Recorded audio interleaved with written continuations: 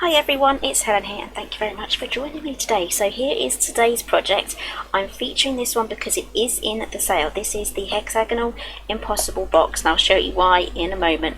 It's a really fun project to put together and perfect for any occasion. So I'm featuring it today because it is currently $10.99 and today is the last day that you can get it at that price. It was $21.99 I believe, so it's pretty much half price.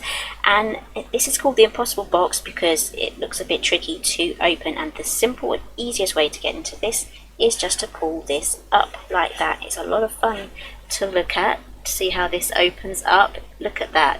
So normally you may have seen the square ones, but I took some time working out how to make it into the hexagonal shape. So let's jump straight in to the tutorial.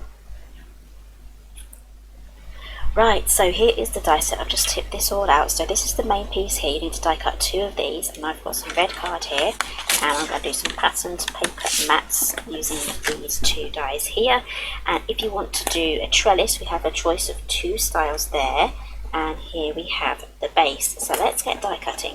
It's quite a large die, so you will be needing an A4 machine for this.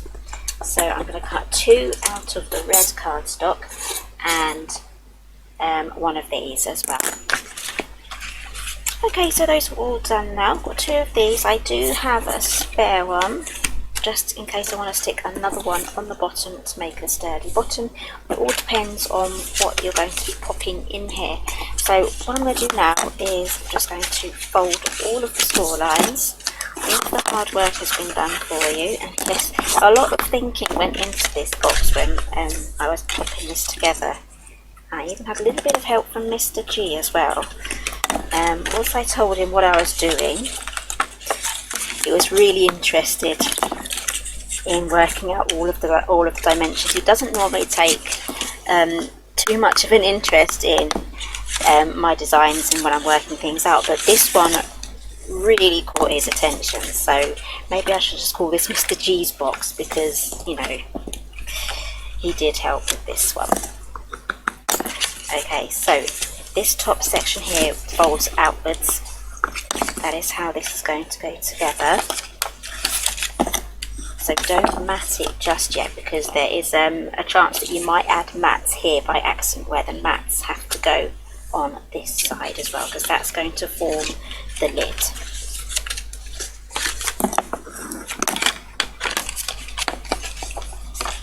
Last couple of score lines here, and again I'm using a bone folder as well just to get some really nice crisp score lines there and that it's all pressed down. Oh no, there was this spot as well. There we go. Okay, so I'm going to use some red tape for this. Just add your red tape along each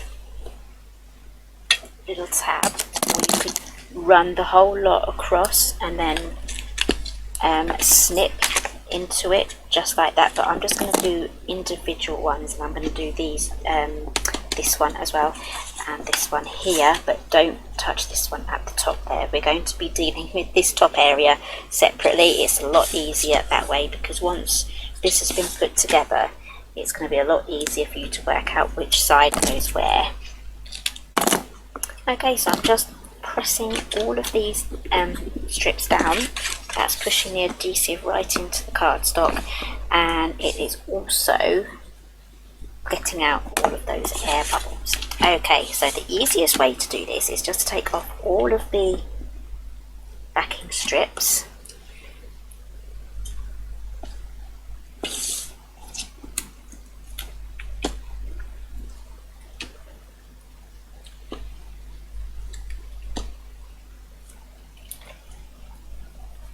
And then we're going to start off with our hexagon here and the middle section. So try not to stick yourself to the project.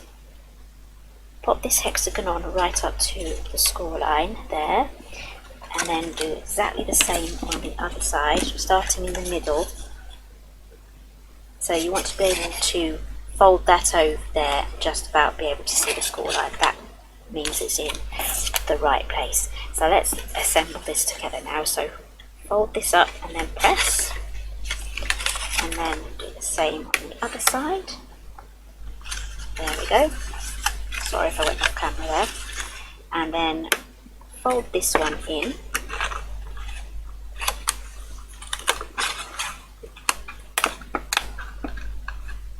There we go, and then fold up the side. And it's going to feel a bit like a nightmare at the top, but it all works together in the end. Now let's get the last one in. There we go, and using the red tape, did I take the backing off that? Yes, so using the red tape is a lot easier than trying to use glue for this project. Let's just get this one in.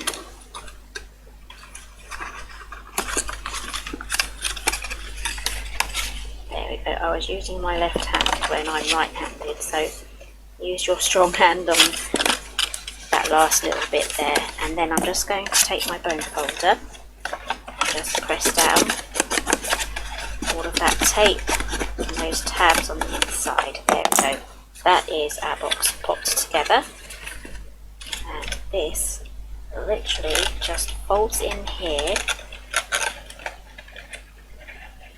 You can kind of see it go together as we go down. There we go, and now all we have to do now is just tuck in those little tabs. Just a quick dry run here. These go underneath, as you can see, and try not to go right up to the small one, or try to join this together, because it needs that little bit of space. So it's not going to be an exact perfect join. I just need to tell you that now.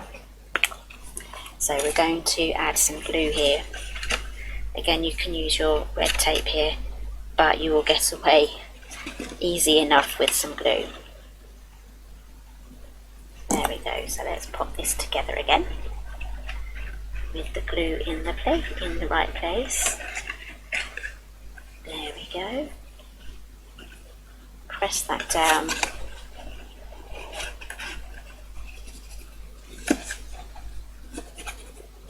Okay, and then leave that aside. Now pop that to dry fully, so now we can work on our decorations. So I've chosen this lovely holly and berry paper from Holly Jolly collection. This is now a digital paper collection, so I think it's £4.99, which is very affordable, because you can print off all your favourite sheets of paper. And this is just ordinary white printable cardstock. It is speciality for inkjets and lasers and printers like that, so it's super smooth, perfect surface for you to print on. I will leave my two favourite brands that I use down below, one slightly cheaper than the other, so you can go for whichever price point you want. And I also use an Eco Tank printer as well. I won't link that down below because it is now discontinued. I've had mine a good few years now, and there are some new ones available, so go check those out and see which ones you like. Some of them will print borderless like we have here, and some of them will print with a white border, and there's nothing you can do about that because it's kind of like an office style printer for documents and printing letters and things, so it won't have that ability to do borderless. But if you go for an Eco Tank photo printer, that will do the borderless here. And the easiest way to tell is by looking at the photographs of the printer itself. So sometimes it will have a photo of the printer with the paper coming out, and it will you will see whether it's borderless or not. And if it's got a little white border, you know that's an office printer. And if it's a photo one, it will be a nice, like, scenic picture, maybe something like this coming out of the printer like that, and then you'll know it's for photos. It will be borderless, but double check, always double check in the specifications, everything that it does, how much the inks are going to cost you to replenish, and all that. And I could talk forever about the Eco Tanks, but let's move on with the box now. So that should have dried pretty much. So to open it, you just pull it up like that. It's like a little cracker, so it's going to be perfect for Christmas, and then you can pop your treats inside. So this is going to be a lot of fun here, trying to get people to work out how to open it. Right, so let me get all of these cut out, and then I'll be back to show you my final bit. Okay, so I'm just finishing off my last little bits. I've done the word Noel from the Christmas words die set. I just have that here. It comes with this big tag. You're going to see me use this a lot because it's one of my favourites. And I'm going to team it with some labels here. So this is the Stitched Labels and Sentiments die set. It's a duo, so it comes with another stamp set. But I absolutely love this just for the shapes. So I'm going to do a background here from green. So let's cut that out.